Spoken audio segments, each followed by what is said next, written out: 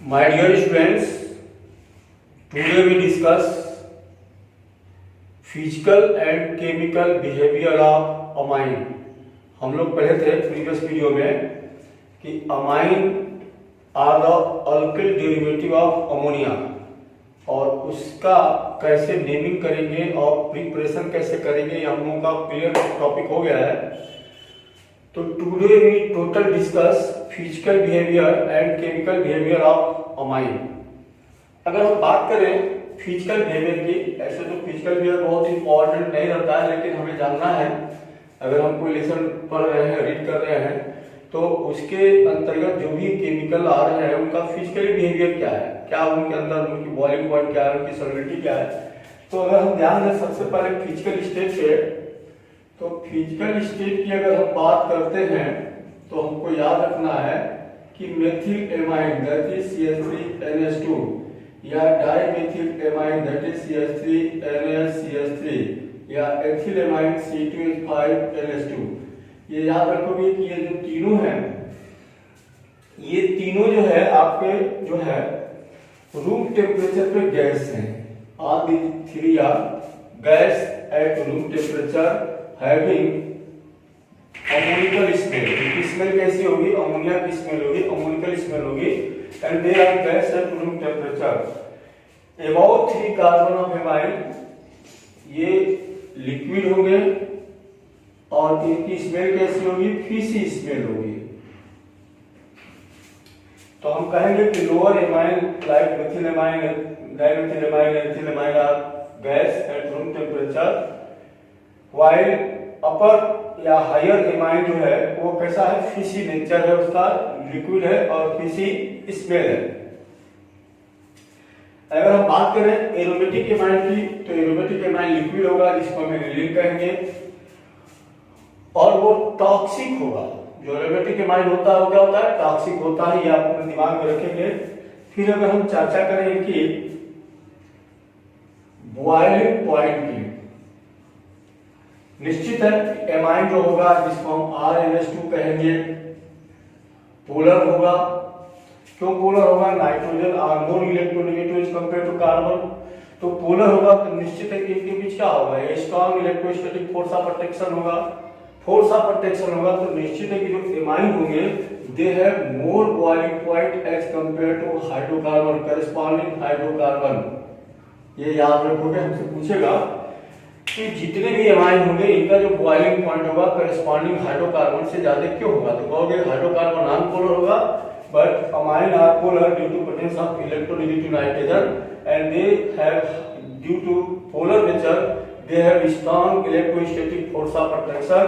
और इस वजह से ये क्या होगा? इनके अंदर मॉलिक्यूल एसोसिएट होंगे तो इनका बॉइलिंग पॉइंट हाइड्रोकार्बन के कंपेयर में क्या होगा? ज्यादा होगा। But as compare to corresponding alcohol, अगर हम एल्कोहल की बात करेंगे तो RNH2 का जो बॉइलिंग पॉइंट होगा as compare to corresponding alcohol कम होगा।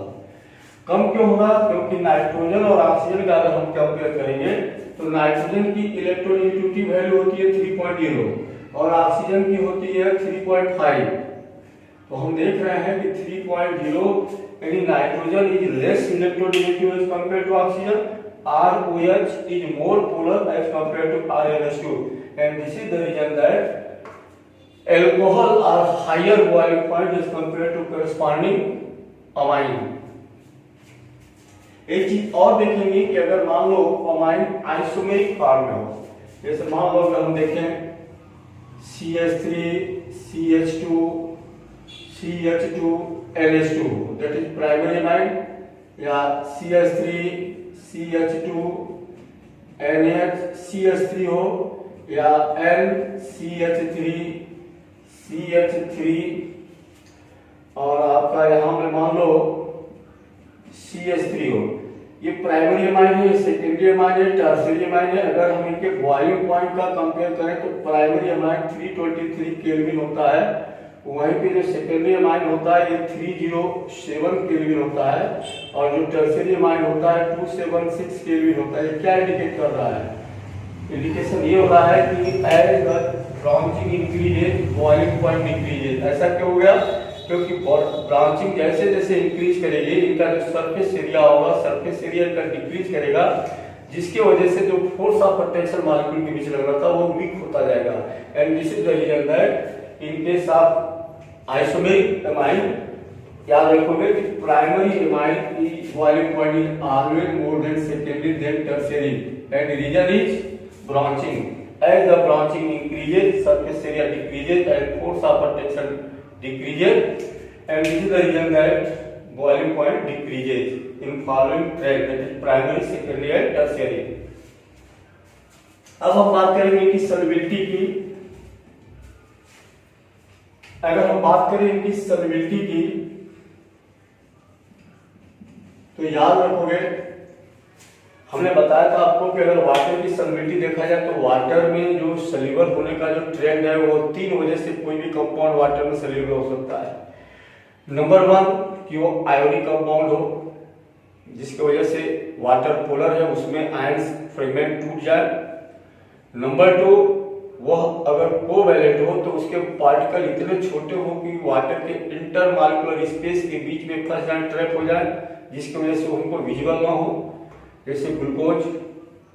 और नंबर 3 जो रीजन होता है कि जो सॉल्युबिलिटी होती है वाटर में due to formation of intermolecular hydrogen bonding. अगर कोई कंपाउंड ऐसा हो जो वाटर के साथ इंटरमॉलिक्यूलर हाइड्रोजन बॉन्ड बनाने का कैपेबिलिटी रखता हो तो वो सॉल्युबल होगा। बट अगर हम देखें एमाइन तो एमाइन पोलर है और यहाँ पे RNH2 है, निश्चित है कि ये RNH2 है, ये R2NH है, ये R3N है। टर्शियरी को छोड़ दिया जाए तो जितने प्राइमरी और सेकेंडरी हैं they are capable to attach या to form intermolecular hydrogen bond with water and due to formation of intermolecular hydrogen bond they are soluble in water but lower amine are soluble in water as the molar mass increases solubility in water decreases। clear। और एक चीज और आप याद रखोगे अगर इसका compare अगर हम अल्कोहल से करेंगे तो RNH2 is less soluble as compare to alcohol, क्योंकि अल्कोहल में जो हाइड्रोजन बॉन्डिंग होगा वो स्ट्रांग होगा क्योंकि ऑक्सीजन की इलेक्ट्रोनेगेटिविटी ज्यादा है और ऑक्सीजन की इलेक्ट्रोनेगेटिविटी ज्यादा होने की वजह से ज्यादा पोलराइज होगा और ऐसी स्थिति में दे है perform a strong intermolecular hydrogen bond in water and this is the reason that as compared to corresponding alcohol amine are less soluble in water। अब हम चलते हैं इसके स्ट्रक्चर पे कि एमाइन का क्या स्ट्रक्चर होना चाहिए। हमें मालूम है कि अमोनिया जो NH3 होता है, यहाँ पे नाइट्रोजन जो है सेंट्रल एटम है जिसका एटॉमिक नंबर 7 होता है। अगर हम कंफिगरेशन की बात करें तो 1s2 2s2 2p3 आपका होगा। आउटर शेल की बात करेंगे तो s में 2 है, p में 3 है। अगर हम सिचुएशन की बात करें तो निश्चित है कि नाइट्रोजन है 3 unpaired electron and they are capable to form 3 sigma bond या 3 कोवैलेंट बॉन्ड विद हाइड्रोजन। और अगर ऐसा बनता तो निश्चित है कि इसका जो स्ट्रक्चर बनता वो कैसा होता, एंगुलर होता, एंगल 120 डिग्री होता। लेकिन जब हम एक्चुअल जो है अमोनिया का जब हम ऑब्जर्वेशन करते हैं तो हम पाते हैं कि अमोनिया हैव पिरामिडल से and they have bond angle 107 degree into 14 minute. तो the bond angle and their pyramidal shape is only explained by assuming sp3 hybridisation in ammonia. यानी बॉन्ड एंगल और शेप को डिस्क्राइब करने के लिए, explain करने के लिए हमको एजम्पशन लिया गया कि अमोनिया में जो नाइट्रोजन सेंट्रल एटम है वो कौन से हाइब्रिडेशन में आएगा, sp3। और जब sp3 में जाएगा तो निश्चित है कि ये ग्राउंड स्टेट कॉन्फ़िगरेशन है। एक्साइटेड स्टेट में ये इलेक्ट्रॉन जंप करेगा और अगर जंप किया तो इनके किसी भी घर में मान लो अगर आ गया s का 1 और p के 3 sp3। अब जब नाइट्रोजन sp3 बनाया तो 1 इसका जो बॉन्ड बना वो क्या हो गया, 2 इलेक्ट्रॉन वाला, इसको कहेंगे लोन पेयर, और 3 इसके जो है बॉन्ड पेयर हो गए जहां पे सिंगल इलेक्ट्रॉन था जो H के साथ कंबाइन अप किया और कंबाइन अप करके निश्चित है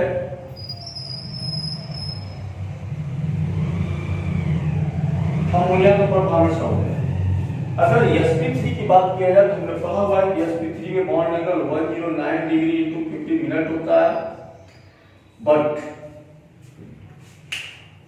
sp3 के केस में यहाँ पे क्या हो रहा है, 1 लोन पेयर है और 3 बॉन्ड पेयर है, तो there is strong repulsion between lone pair bond पर। वेस्पर थ्योरी की अगर हम बात करें तो according to VSEPR theory that is valency shell pairing electron repulsion theory, a strong repulsion exists between lone pair bond pair and one pair bond pair. Due to this repulsion, the bond angle decreases and it becomes 107 degree into 40 minute. तो ये तो ammonia का हो गया। और हमने अभी पढ़ा कि जो हमारा अमाइन है अमोनिया का ही डेरिवेटिव है, तो निश्चित है कि इनमें से जो H है कोई ना कोई H एक R से अटैच होगा। अगर मान लो ये R से अटैच है, N से R अटैच है,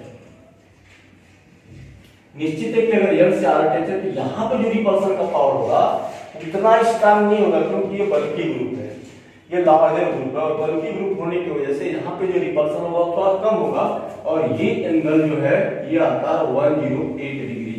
तो आपको याद रखना है कि इनकेस ऑफ ट्राइमिथिलेमाइन, अगर हम यहाँ मिथिल एग्जांपल लेते हैं तो in case of trimethylamine the bond angle is 108 degree. तो आपको कहना है कि although amine are also formed by sp3 hybridization, but they and it is derivative of ammonia, but they have more bond angle as compared to ammonia.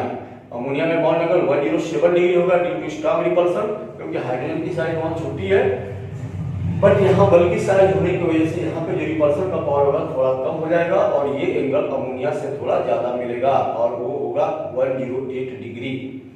और याद रखेंगे lone pair, जहाँ पे नाइट्रोजन पे लोन पेयर है, lone pair का मतलब क्या होता है, the electron not involve in bonding, और इसी लोन पेयर होने की वजह से they are act as base, क्योंकि लेविस कांसेप्ट क्या कहता है कि जो इलेक्ट्रॉन रिच होता है या जो इलेक्ट्रॉन कैपेबल होता है वह बेस होता है। अब हम लोग चर्चा करेंगे केमिकल प्रॉपर्टी की। तो अब हम सीधे चलते हैं chemical property of amine, chemical properties of amine. इस पे जरा देखें, अगर मान लो हमने अमाइन ले लिया दैट इज RnH2 और इसको हमने वाटर में डाला, कहाँ डाला हमने, वाटर में डाला, निश्चित है कि ये है लोन पेयर ऑफ इलेक्ट्रॉन, यहाँ की H को एक्सेप्ट करेगा, क्या बना लेगा RnH3 पॉजिटिव और OH निगेटिव अटैच हो जाएगा, जो टूट के दे सकता है RnH3 पॉजिटिव और OH निगेटिव।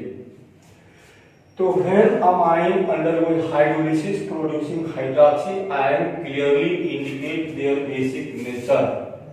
ऐसा क्यों? क्योंकि हमने पढ़ा है लेविस कांसेप्ट में और ब्राउनस्टेड-लॉरी कांसेप्ट में कि जो प्रोटॉन डोनर होता है वह एसिड होता है और जो प्रोटॉन एक्सेप्टर होता है वह बेस होता है। यहाँ पे डोनर का काम किसने किया, H2O ने किया, एक्सेप्ट किसने किया, एमाइन ने किया। एमाइन क्या हो गया, बेस। तो ये जो केमिकल प्रॉपर्टी हो गई हाइड्रेशन ऑफ अमाइन, इसको हम कहेंगे बेसिक प्रॉपर्टी या बेसिक नेचर, इसे नाम देंगे बेसिक नेचर। तो अब यहाँ एक बहुत ही इंपॉर्टेंट हमको याद रखना होगा कि अगर बेसिक नेचर है अमाइन का तो फिर हम स्ट्रेंथ कैसे कंपेयर करेंगे, स्ट्रेंथ की अमोनिया और अमाइन की अगर हम बात करें तो इनका स्ट्रेंथ का कंपैरिजन कैसे करेंगे। काफी इंपॉर्टेंट टास्क अब हम लोग दे रहे हैं। इस इंपॉर्टेंट टास्क की एक एक चीजों को आप ध्यान देंगे। हमने कहा कि किसी का भी स्ट्रेंथ निकालना हो तो सबसे पहले मान लो अगर हमको अमोनिया का या एमाइन का स्ट्रेंथ निकालना है, निश्चित है हमने क्या कहा, RnH2 dissolved in water converted into what, RnH3 positive plus OH negative, applying the law of mass action, equilibrium constant K is equal to active mass of RnH3 positive into active mass of OH negative upon active mass of RnH2 into active mass of H2O। या इसी equation को हम ऐसे भी लिख सकते हैं K into H2O, ये बराबर हो जाएगा RnH3 positive into OH negative upon RnH2. निश्चित है this is the equilibrium constant and water used as solvent which also assumed as constant, क्योंकि इसकी जो वैल्यू होगी कंसंट्रेशन चेंज की इतनी कम होगी कि इसको प्रैक्टिकली कांस्टेंट मान लेंगे। तो कांस्टेंट इनटू कांस्टेंट को लेकर के हम एक न्यू कांस्टेंट मानेंगे Kv, और Kv हो जाएगा आपका RnH3 positive into OH negative upon RnH2। अब आप देखो कि Kv की वैल्यू कब होगी, जब आयरन कंसंट्रेशन ज्यादा होगा। Kv की वैल्यू कब होगी, जब अनडिसोसिएट पार्ट ज्यादा होंगे। निश्चित है कि on the basis of Kv value we can compare the strength of base of amine या किसी का भी। निश्चित है कि Kv अगर की वैल्यू ज्यादा है, Kv more means strong base and Kv less means weak base. So on the basis of Kv value, if the Kv value increases, basic power increases. If the Kv value decreases, basic power decreases. एक चीज और हम जानते हैं, Kv और pKv में एक relation होता है। वो जो रिलेशन हमने देखा था वो क्या देखा था कि पिछले लेसन में भी हमने चर्चा किया था, pKv इक्वल टू होता है माइनस log Kv, या ये कहो कि pKv ये बराबर होगा 1/Kv। इट मीन्स Kv की वैल्यू अगर बड़ी होगी तो pKv वैल्यू छोटी होगी, Kv की वैल्यू छोटी होगी तो pKv वैल्यू बड़ी होगी। इसका जस्ट रिवर्स होगा, यानी pKv अगर मोर होगा, ज्यादा होगा, तो बेसिक पावर उसका क्या होगा, लेस होगा। और pKv वैल्यू अगर लेस होगा तो बेसिक पावर उसका क्या हो जाएगा, मोर हो जाएगा। ये आप याद रखेंगे। तो on the basis of dissociation constant of base like Kv and pKv we can compare the basic strength of amine। हम Kv की वैल्यू देखेंगे, Kv की वैल्यू जिसकी बड़ी होगी वो स्ट्रॉन्ग बेस होगा, Kv की वैल्यू जिसकी कम होगी वो वीक बेस होगा।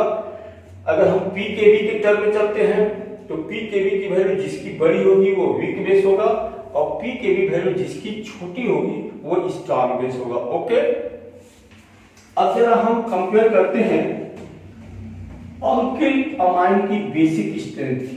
बहुत कायदे से आप समझेंगे। जैसे मान लो अगर हमको दे दिया जाए NH3 या हमको दे दिया जाए CH3NH2 या हमको दे दिया जाए CH3NH या हमको दे दिया जाए CH3CH3CH3N।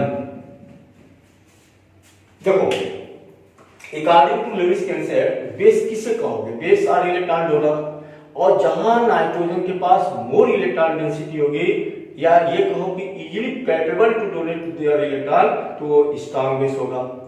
अगर हम बात करते हैं अमोनिया की, तो अमोनिया में no doubt nitrogen electron rich है, बट ये जो हाइड्रोजन है ये ना तो प्लस आई करेंगे और ना ही माइनस आई देंगे। परिणाम ये होगा कि अमोनिया की जो बेसिक पावर होगी टोटल डिपेंडेंसी होगी नाइट्रोजन के ऊपर। बट इन दिस केस ये जो अल्किल है ये प्लस आई ग्रुप है, जिसकी वजह से ये इलेक्ट्रॉन सेंटर के तरफ इलेक्ट्रॉन डेंसिटी को इंक्रीज कर देगा, जिसकी वजह से ये जो है मोर इलेक्ट्रॉन डेंस हो जाएगा। और अगर मोर इलेक्ट्रॉन डेंस हो जाएगा तो निश्चित है कि प्राइमरी एमाइन, कहेंगे कि primary amine is more basic than primary ammonia. अब आए सेकेंडरी अमाइन पे। निश्चित है सेकेंडरी अमाइन पे यहां भी प्लस आई है, यहां भी प्लस आई है, तो इलेक्ट्रॉन डेंस ज्यादा हो जाएगा। इलेक्ट्रॉन डेंस ज्यादा होगा तो इसकी जो बेसिक पावर होगी और बढ़ जाएगी।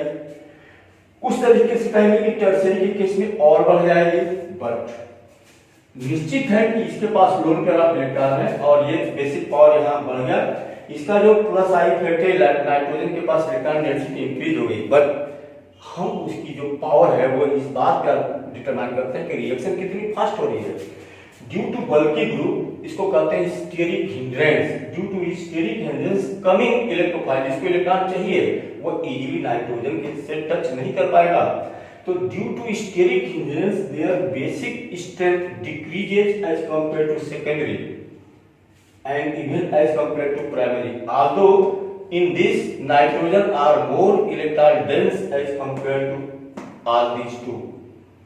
इसका रीजन क्या है? इसका रीजन ये है कि जो तीनों साइड में बल्कि ग्रुप हैं और आने वाला जो इलेक्ट्रोफाइल होगा जिसको इलेक्ट्रॉन चाहिए वो बल्कि ग्रुप होने की वजह से, स्टेरिक इंडेक्स होने की वजह से वो इजीली अटैक नहीं कर पाएगा, जिसकी वजह से इसका जो रिएक्शन रेट होगा वो स्लो हो जाएगा।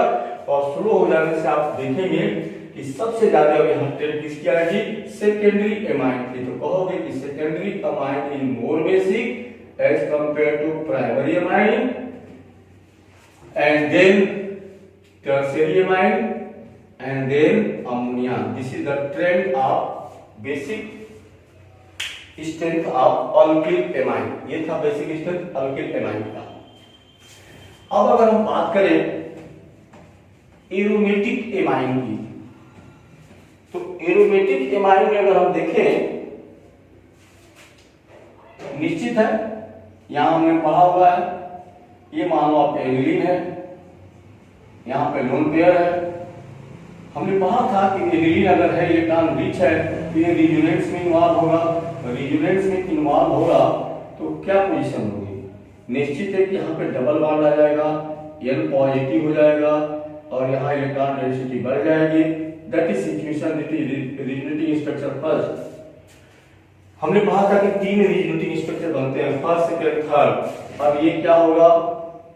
निश्चित है ये यहाँ आएगा, देखो ये यहाँ आ गया और ये यहाँ आ जाएगा, तो अगला स्ट्रक्चर हमारा क्या बनेगा?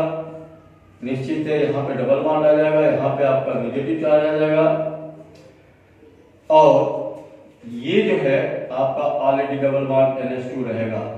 अब अगले स्टेप में क्या होगा? ये यहाँ आ जाएगा और ये यहाँ आ जाएगा, क्या बन जाएगा? यहाँ पे आपका आ गया नेगेटिव, ये डबल बॉन्ड NH2 पॉजिटिव और लास्ट स्टेप में ये यहाँ आएगा और ये यहाँ जाएगा और ये बन जाएगा आपका NH2। तो from resulting structure first, second and third clearly indicate that mostly aniline के केस में क्या होगा? Nitrogen deficiency of electron, electron की डिफिशियंसी होगी, पॉजिटिव चार्ज है। तो positive charge nitrogen not capable to donate electron, किसको? इलेक्ट्रोफाइल को। और this is the reason that aromatic amine is less basic than corresponding ammonia. तो याद रखोगे कि अगर अल्किल अमाइन है तो alkyl amine is more basic than ammonia, लेकिन अगर एरोमेटिक एमाइन है तो aromatic amine is less basic than ammonia. Clear? हाँ, एक चीज और यहाँ हो सकते हैं कि हमारे पास 2 ग्रुप होते हैं, एक को हम कहते हैं EDG और एक को कहते हैं EWG। EDG का मतलब इलेक्ट्रॉन डोनेटिंग ग्रुप, EWG का मतलब इलेक्ट्रॉन विथड्राइंग ग्रुप। अगर EDG अटैच होते हैं, कौन अटैच होता है? EDG। तो EDG इलेक्ट्रॉन डोनेट होने की वजह से नाइट्रोजन थोड़ा सा डेंस हो जाएगा, इलेक्ट्रॉन डेंस, और इलेक्ट्रॉन डेंस हो जाने से जब जैसे ही EDG आएगा तो ये बेसिसिटी को क्या करेगा? इंक्रीज करेगा। तो ये आप याद रखोगे कि EDG group like methyl group increases basicity, और अगर EWG ग्रुप आ जाए जैसे NO2 आ जाए तो NO2 जो है क्या करेगा? डिक्रीज करेगा। क्यों डिक्रीज करेगा? क्योंकि इलेक्ट्रॉन को अपने तरफ खींचेगा, जिसकी वजह से नाइट्रोजन और डिस्टर्ब होगा और वो इलेक्ट्रॉन दे नहीं पाएगा। तो याद रखोगे कि इन case of aromatic amine when EDG group attach towards aniline it increases basic power of aniline, but in case of EWG group they decreases basic power of aniline. और लास्ट सिचुएशन की चर्चा हम करेंगे कि इवन मान लो आपका ये example है NH2 और हमें ये दे दिया जाए NHCH3 या हमें दे दिया जाए NCH3 ट्वाइस, और हमें पूछे कि इन तीनों में कौन ज्यादा स्ट्रॉन्गेस्ट होगा। निश्चित है कि एल्किल ग्रुप क्या है? EDG है प्लस I है, निश्चित है कि जैसे जैसे एल्किल ग्रुप बढ़ेंगे इलेक्ट्रॉन डेंसिटी इंक्रीज करेंगे नाइट्रोजन के ऊपर, तो निश्चित है कि this is strong base as compare to this and this is strong base as compare to aniline. तो याद रखेंगे कि व्हेन EDG substituted aniline या EWG substituted aniline change the basic property of aniline. EDG increases the basic power of aniline and EWG decreases the basic power of aniline. Okay? अब हम लोग कल या हम लोग जो नेक्स्ट वीडियो में मिलेंगे अगली केमिकल प्रॉपर्टी पे। Okay, thanks.